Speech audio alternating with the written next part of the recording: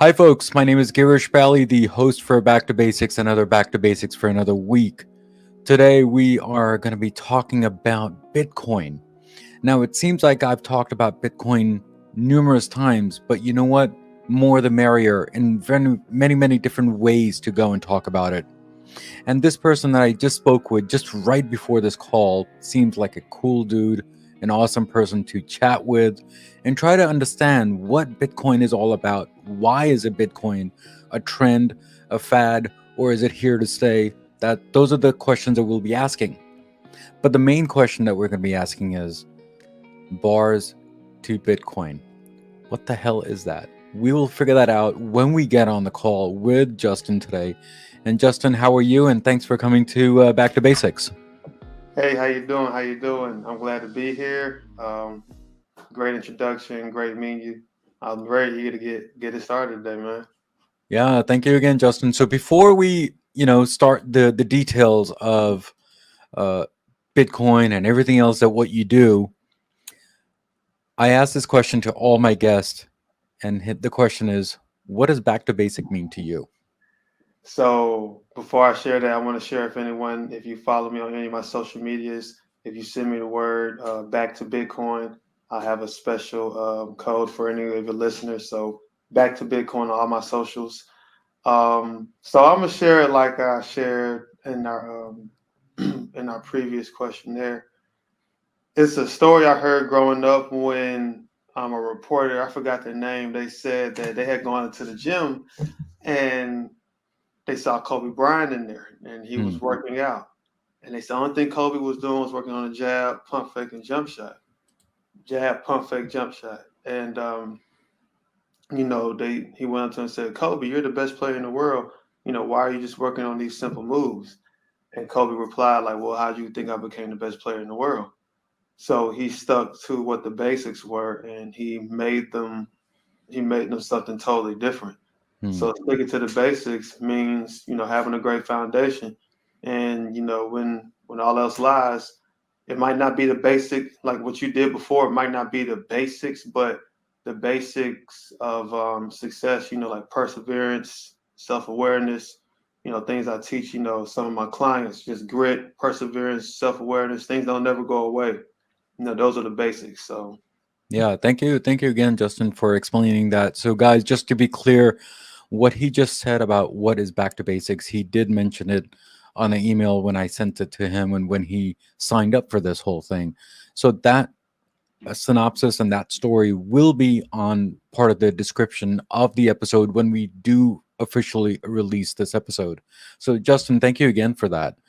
no problem. So, now the question is a Bitcoin a fad or is it here to stay? What are your thoughts on that, please? Well, I share like I share with all everyone in my masterminds and my one-on-one chats. When when you look at Bitcoin, if it was just a fad, it would already have been destroyed. Hmm. Bitcoin has been around since 2008. The first transaction was January 3rd, 2009. So we're going on year 13. And ironically, I saw a report today that Wells Fargo Investment Management had a graph that said Bitcoin is on the same trajectory of hyper adoption as the internet was in 1999. So, in my opinion, and a lot of opinions of others, Bitcoin will be here to stay for a very long time. Yeah, so thank you again. So this is one person online. He actually said about the censorship and the. So, Oh what are your yeah, thoughts on that and the value transfer? So, explain that if you don't mind.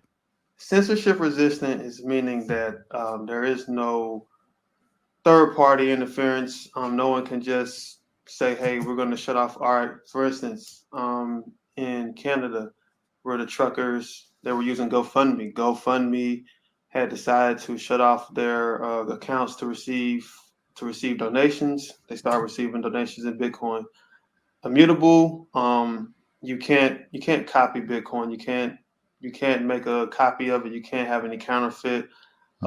Permissionless, meaning that there is no middleman, so everyone has the same amount of say so. Even though someone might have more Bitcoin than you, we all have to have consensus agreement on what goes on in Bitcoin. Hmm.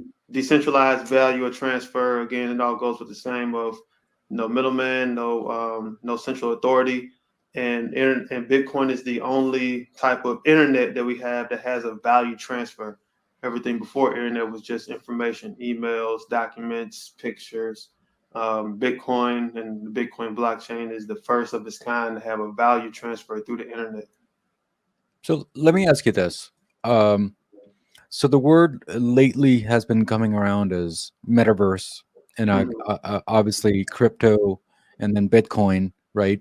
mhm. So if I'm not mistaken, and people, if I'm wrong, do let me know. But Yeah. Metaverse has been out there since 2003 or maybe 1998 to be exact, right?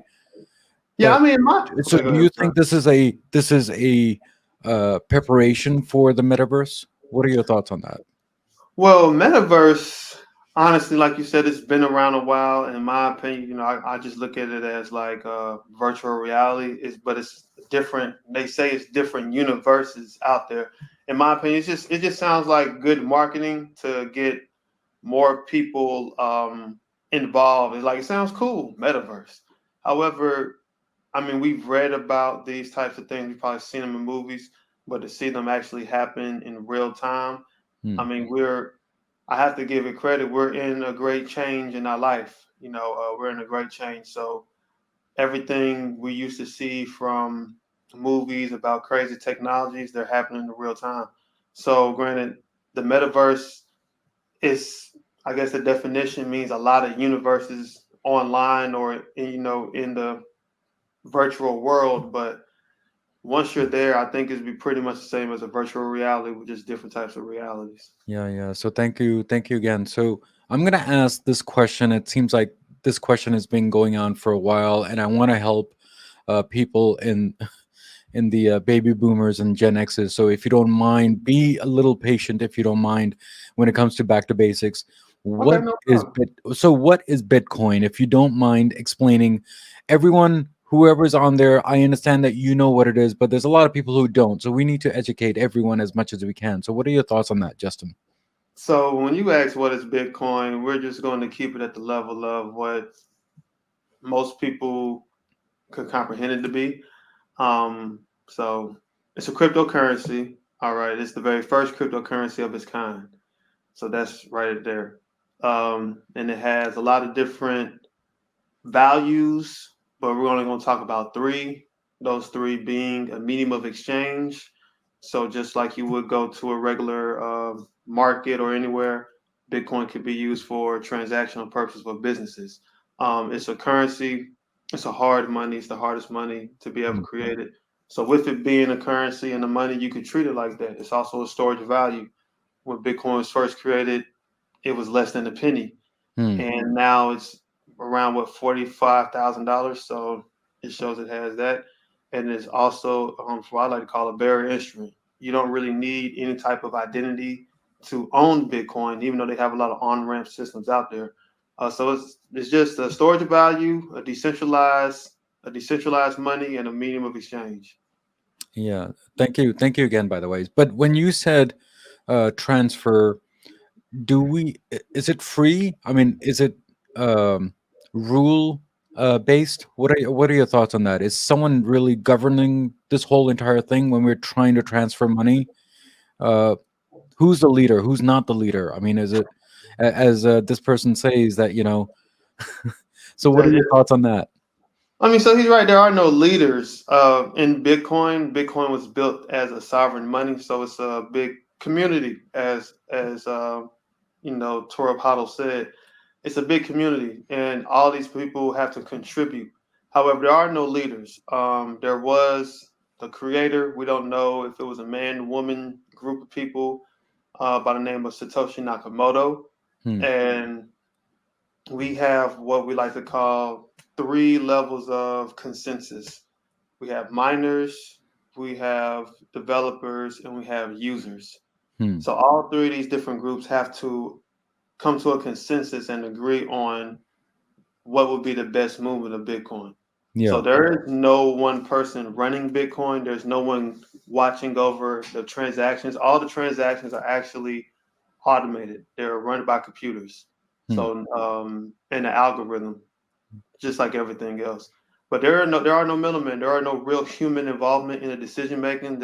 So for instance, and I'd like to use this one now because it happened in 2020. We had a lot of monetary policy going on, Hmm. and so a lot of money was printed out, put into the system for a stimulus. However, we know that will and did and continuously will devalue the money. So Right. in times like this, when you have a pandemic and you have human emotion involved, at a whim of at writing of a check, your money and power of your money can be affected. However, in Bitcoin, it's been going on the same algorithm since 2008, 2009. Hmm. Every 10 minutes, a Bitcoin is said to be mined. Hmm. But this is happening all the time, and it's a continual calculated event. So there are no middlemen involved in that. It's just mathematics and electricity and science. Thank you again, Justin, for explaining that. But so let me ask you this: is obviously Bitcoin is like free, Hmm. but it's not secured, is it? Oh, it's definitely secure. It's the most Okay, secure money. so if it is certainly secured, then how do we the secured key? How do Hmm. we make that as valid? And if I lose it, what's going to happen there? Oh well, so one of the things I teach in our masterminds and our one-on-ones, because that's a great question. It comes up a lot. You don't really have to do anything. Like it's already done for you. So when you have a wallet that you have control of, the private key is what it's called, is already generated for you. You, excuse me, and you do have wallets where you could try to come up with a random amount of words. However, it's not really recommended because most humans are going to come up with the same words. But let's just say you were to lose your phone, and I had a great example of this. It was a married couple. She called and said we moved. I lost my private keys. My husband didn't. Hmm. Well, we weren't able to retrieve her Bitcoin because she did not have the private keys. So the Hmm. private keys are your lifeline. Your private keys is what can make Bitcoin almost like a retirement account. It'd be something you could pass down through family. It is that we can pretty much guarantee your Bitcoin is at a risk of losing forever because you don't have those private keys. Yeah, yeah. But Justin, here's another example. Okay, Okay. it's a good example, but it's an example. So All right. let's say someone passes away, and we Mhm. transfer the money to, let's say, the spouse, right? Mhm. And there's obviously rules on that, and there's wills on that, and there's bank transfers, and you know beneficiary when you're transferring that over to the spouse. But Bitcoin, I don't think it's the rule yet and law as of yet. So how does that work? So we do have some companies provide a service of like real estate attorneys, or you have some services who play the role of, I guess, beneficiary to say, hey, we just like, so let's say it's you, your wife, and a child. Y'all would have a private key, and it would be distributed among the three of you, the four of you, with this company. I think the company's called like Casa, Hmm. and they can hold a part of your private keys for you, or you could just have instructions laid out in your will as to what will happen with this Bitcoin. Yeah. And that's really one of the key ways. I mean, you could also just have a family secret going on and say, hey, this is the safe. Here's the Bitcoin. This is what you do. If you want to use it now, but I highly advise you to wait longer. I mean, you could do that as well. So since it is not a centralized, it's not a controlled, regulated currency, there are ways that you can go about protecting it as close to as traditional as possible, or you can also choose to protect it as free as possible as well. Yeah, Justin, thank you again for that. But the reason why I asked that is I actually don't want to go to the bar to the Bitcoin. So why do Right. I say that? I just want to explain to everyone that you are the author of From Bars to Bitcoin. Okay. So can you explain how this name started? Obviously, this sounds like a joke, but please explain to me if you don't mind. So from bars to Bitcoin, in the book From Bars to Bitcoin, I share my experience when I had gone to prison Yeah. and I had come home from prison and learned about Bitcoin. I started the book when I was in high school. And I didn't start the book in high school, but the book starts where I'm in high school. My mother and I had lost our home due to the housing market crash. It was pretty early though. Hmm. From there, I had a friend of mine that I had gone to school with. We were hanging out at parties, and one of them were murdered. From there, I graduated high school, went to college, dropped out of college, came home, and was hanging around with the wrong crowd, trying to find ways to earn money. And I ended up committing a crime that let me go to prison for 3 years. Hmm. And it was in prison when I realized just how brilliant I was, made some dumb decisions, but in prison I had guaranteed that I was going to change my life forever. And I wanted to be a part of something that was real legit. I realized how intelligent I was. So I remember coming home and I was hoping and praying for something like Bitcoin. It was like 2016 and my daughter was just born. And I said, man, I just want to be a part of something that is going to change the world. And if you're there early, your life will be changed. Hmm. I didn't know I was seeking to be an early adopter or someone who was chasing disruption. Hmm. However, it all happened at the same time. Hmm. And I had a friend of mine, Isaiah Jackson. He's the author of Black Bitcoin in Black America. Hmm. He's the one who taught me about Bitcoin. And from there, I studied it every day. I was told that it wasn't going to be much by traditional professionals. I live in Charlotte, North Carolina, one of the top 3 banking cities in the country. So you will go up to all these finance people and they'll say, "Yeah, we don't know what you're talking about," or whatever, whatever. But I just kept going at it because I knew that one day the world will need Bitcoin. And then COVID happened, and now here we are. Yeah, yeah. So someone online is actually saying that this is still too early to understand this whole thing, right? But the thing is that they're institutions like the banks, right? They're still not done Bitcoin yet. They're still not done crypto yet. Mhm. Into that intensive. So who manages all that? I mean, you manage it online, but then is it sitting somewhere? I mean, like for example, if I go online right now, it's telling me that it's 44,000 right now for one share Bitcoin, right? And this Right. is as of today. So guys, whoever's listening to it is today only. So whenever you listen to it, it'll be different. But Mhm.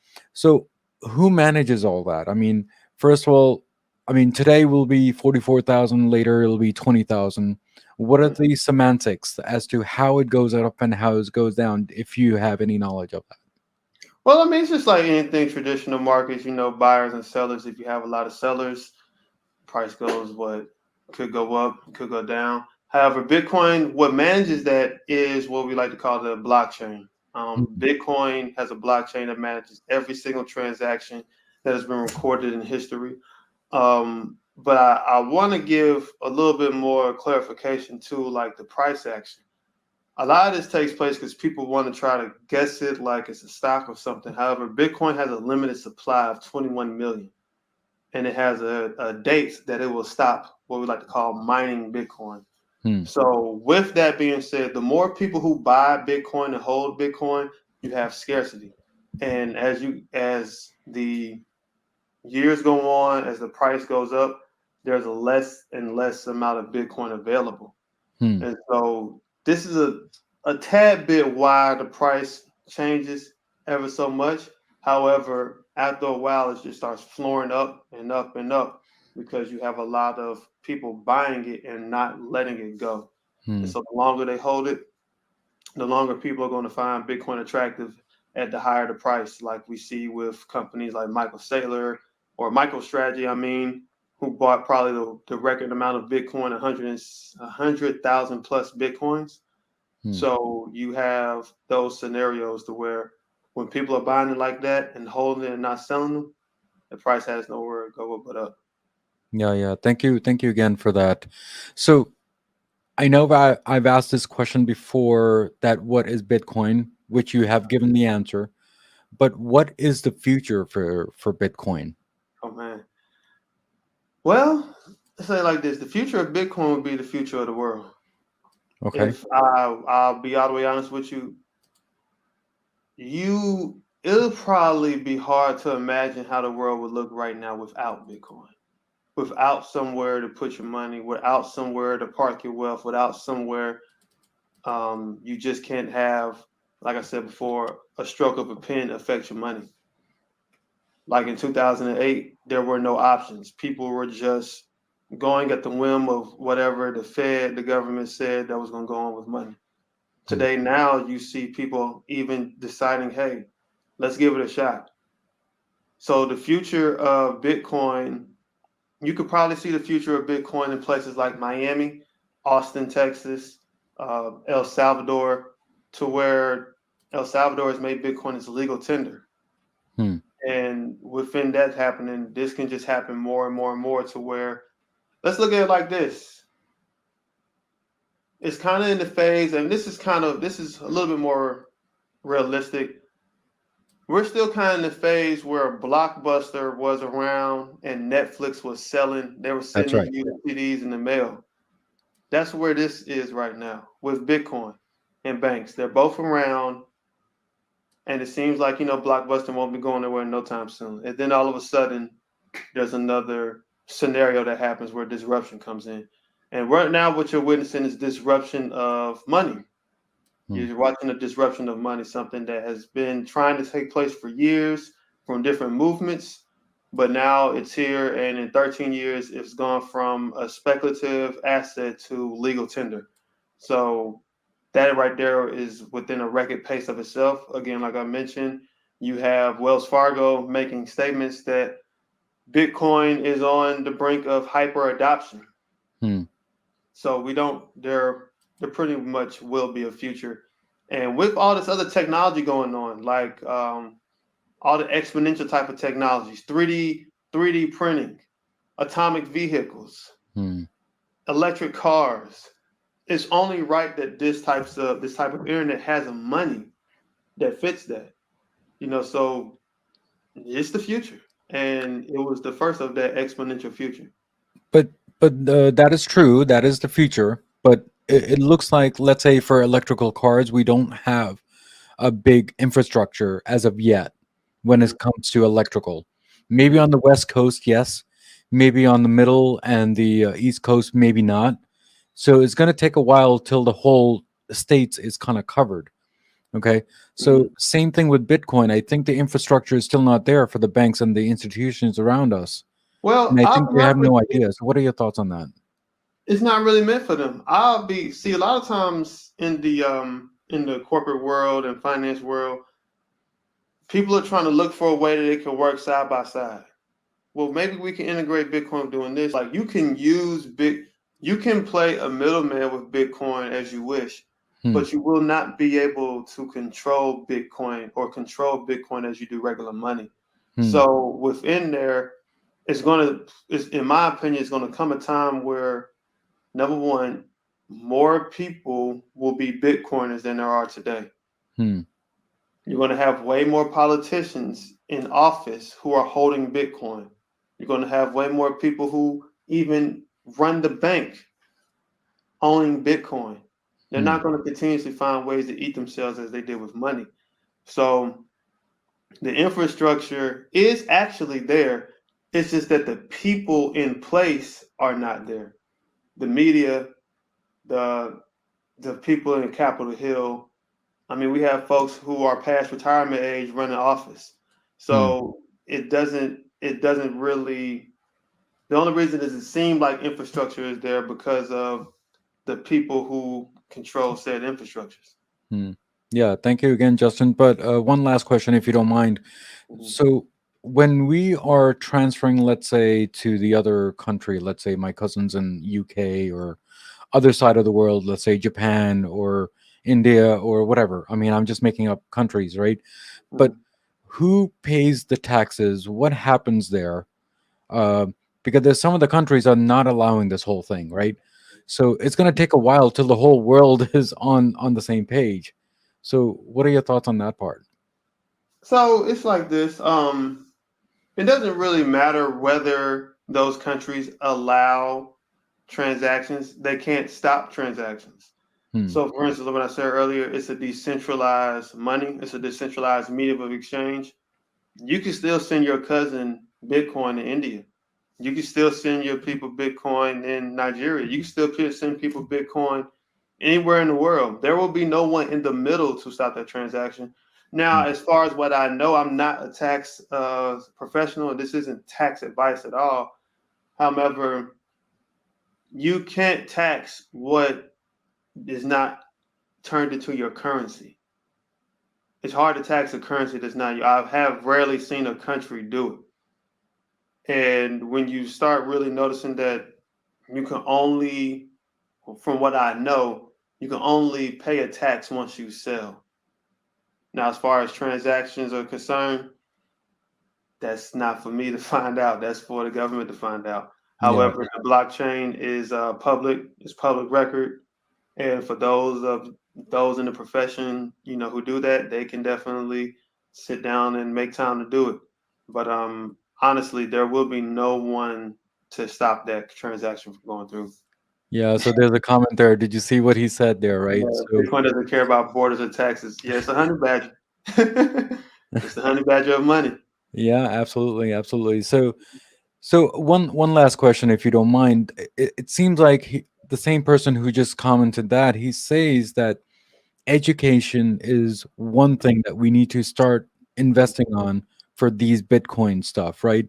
And I think your website I actually starts doing the classes. Can you explain what you do on that aspect and where I can go and start learning this stuff besides texting you, I guess. Nah, that's all right. I mean, texting works. So one thing we do, yeah, we educate cybersecurity professionals and just a lot of professionals in general, and also provide strategic growth development for entrepreneurs and enterprises. So what that also has to start with, like you said, education. I have one-on-ones where I teach this to individuals who might be entrepreneurs or someone wanting to build a business. But in the very beginning last year, around 2021, I was just selling courses on Bitcoin. But even before then, when I first started learning about Bitcoin, I was just setting up wallets for people. Like I shared earlier, I had come home from prison and learned about Bitcoin. I used to just set up wallets for people um, randomly in Charlotte. I charge for $20 here or there. So education has been what I've been doing this entire time because there are probably only 20 million people in the world who have some type of a Bitcoin. Hmm. And it's even probably 100,000 people who have any real knowledge on Bitcoin globally. So education is very, very big, and there's a big space for it because 99% of the world does not know much of anything about it. And it is going to be the education that allows people to warm up to the idea. One program I'm creating in Miami is a prison reform program to teach that type of education to returning citizens, so they can have a bit of a leg up. Learn about the technology as it's working, as it's budding in real time. Hmm. But all of my educational materials, people can just reach out to me on LinkedIn or check in if they're on my Twitter or Instagram. I have a link in there that you can just click on that link tree, and they'll talk about one-on-one consultations and how we can set up those meetings. Or again, you can just reach out to me by email, justin@bitcoinvegan.com. Yeah, awesome, awesome. Thank you again, Justin, for that. Yes, So sir. before we leave today, I just want to tell everyone that we are going to be live on February 22nd, also for a different live stuff happening before we sign out today. But Justin, one last thing, if you don't mind, is do you have any last words to anybody around here before you leave today? And how is your journey on Back to Basics so far? So my journey here is great. I like it. I know we I like how you're on point. I like the conversation. I like the feel, and I like how I can see the comments. This is the first time I can actually see comments on a podcast, so that's neat. My advice for people would be, like the guy said in the comments, you're still early. If you have not bought Bitcoin, you should consider it. Again, this isn't financial advice. However, you should consider it by this time. 13 years, and this is kind of where tech just starts taking off. Again, if you have any problems at all, feel free to reach out. I'm on LinkedIn. It's Justin Rhedrick. We've been providing education to people around the world since 2016. So please feel free to reach out because you should not have to wait forever. Don't wait. Don't wait. Don't be Blockbuster while Netflix is still sending out CDs. Don't be Blockbuster while Netflix is sending out CDs. Go grab you a CD, learn about Bitcoin, and see how the world will start making a little bit more sense to you. Yeah, absolutely. Justin, thank you again. And one last comment that someone has actually mentioned is real money works for enemies. Hey man, that's a Bitcoin for you. So, thank you again for Justin for coming here and explaining to me. And then whenever I get a chance, I will, purchase that book and I'll make some arrangements to have that signed by you because I do need to put this on my bookcase up here. So, guys, if coming here and making this brighter for all of us and supporting this podcast for ours. Yes, sir, man. Thank you for having me. It's been a pleasure. Thank you. So before we leave today, here's a quote of the day from Back to Basics. As usual, there's a quote of the day, and hopefully Justin will like that. The quote of the day is, Bitcoin is the most important invention in the history of the world since internet. So guys, as usual, as always, what do I always say at the end of the episode? And everyone should know this by now, and so does Justin, I think. Everything in life goes back to basics, and that's what we did today, guys. Guys, take care, God bless, and keep on commenting as much as you can on all my episodes because that's the only way for me to learn what new topics do you want and how I can improve on my next episode. As usual, as always, what do I always say? God bless, and I'll see you next week on Back to Basics. Thank you. Next week's episode on Back to Basics, I'm going to put on Facebook because that's a different platform, a different, variety of that social media. So do you think every social media has a different niche to their certain viewers? I mean, what are your thoughts on that part? I believe that every social media platform might have the same person, but the mindset when you are on each platform, it's completely different. And that you go to each one of them for a particular purpose. For example,